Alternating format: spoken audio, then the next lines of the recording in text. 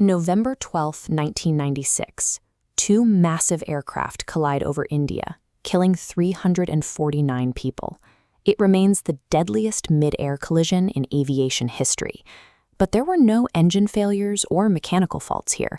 The entire disaster came down to a single misunderstood sentence. That evening, a Saudi Airlines Boeing 747 took off from New Delhi, heavily loaded with passengers heading back to the Gulf. At the exact same time, a Kazakh Ilyushin 76 was descending toward Delhi, carrying merchants to buy Indian textiles. The airspace around Delhi in the mid-90s was heavily restricted by military zones. Instead of having separate paths for arrivals and departures, commercial flights were squeezed into a single highway in the sky, known as Route Gulf 452. Because incoming and outgoing planes were traveling on the exact same geographical line, they were flying straight at each other. The only thing preventing a head-on collision was strict vertical separation. Air traffic control assigned specific altitudes so one plane could safely pass above the other. This single corridor system meant these aircraft were already on a collision course by design. Their survival relied entirely on flawless altitude management. Inside the Delhi Approach Control Tower, mid-level controller VK Dutta was managing a heavy evening rush. He was juggling 5 different aircraft at once, including the departing Saudi jet and the arriving Kazakh plane. But Dutta was working with a severe technological handicap. He was using an outdated primary radar system. His screen only displayed aircraft as glowing dots. It didn't show how fast they were going, and critically, it didn't show their altitude. Without numbers on his screen, Dutta was completely blind to where these planes were on the vertical axis. To know a plane's altitude, he had to ask the pilots over the radio and trust that their answer was perfectly accurate.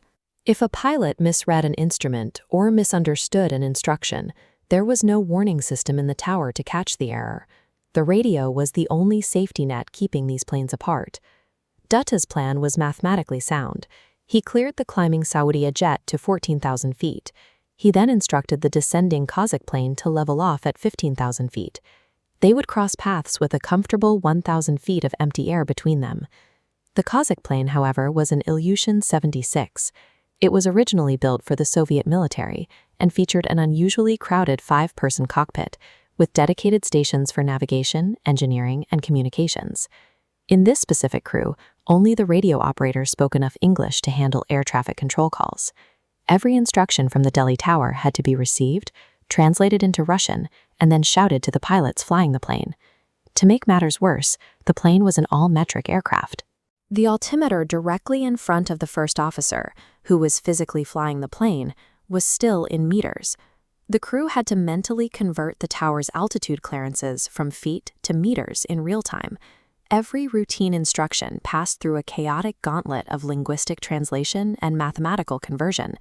Inside this cockpit, the crew played a high-stakes game of telephone with no margin for error. As the planes closed in, Dutta issued a standard advisory to the Kazakh crew.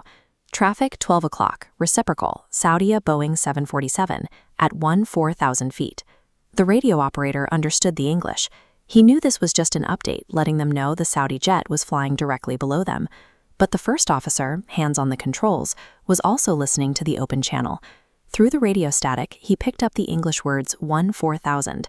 With limited English comprehension and heavy distraction, the first officer made a fatal cognitive leap. He assumed 14,000 was a new clearance directed at them, and he kept the aircraft descending past their assigned 15,000-foot floor. 10 seconds before impact, the radio operator finally saw the altimeter dipping dangerously low. He screamed at the crew to hold the level. The captain, completely unsure of their assigned altitude, hesitated. When the error finally registered, he slammed the autopilot disconnect and called for full power.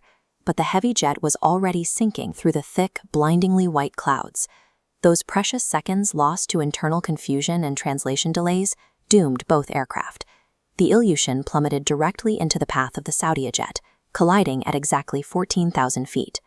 The aftermath stretched across 7 kilometers of rural farmland in Haryana, India. Investigators arrived to find smoldering fields scattered with debris. As they mapped the site, they found a critical piece of evidence. The tail section of the Kazakh plane was located at the very beginning of the wreckage trail, meaning it was the first piece to break off on impact. The Ilyushin 76 has a distinct, towering horizontal stabilizer. If the Kazakh plane had been holding at 15,000 feet, it would have passed safely over the Saudi jet. The tail taking the first hit proved the Kazakh aircraft was actually flying lower than the Boeing. When the black box audio was recovered and translated, the recordings confirmed the physical evidence. The tragic descent was entirely caused by a localized breakdown in language and communication. The disaster forced an immediate overhaul of the skies. India mandated the use of the Traffic Collision Avoidance System, an automated alarm that removes the human controller from the equation entirely. More importantly, the Indian government successfully petitioned the International Civil Aviation Organization to mandate standardized English proficiency for all international pilots and controllers. 349 people lost their lives to a simple misunderstanding, but their legacy is a heavily modernized global aviation network, one built on the realization that even the most perfect machines are useless unless the people flying them are speaking the exact same language.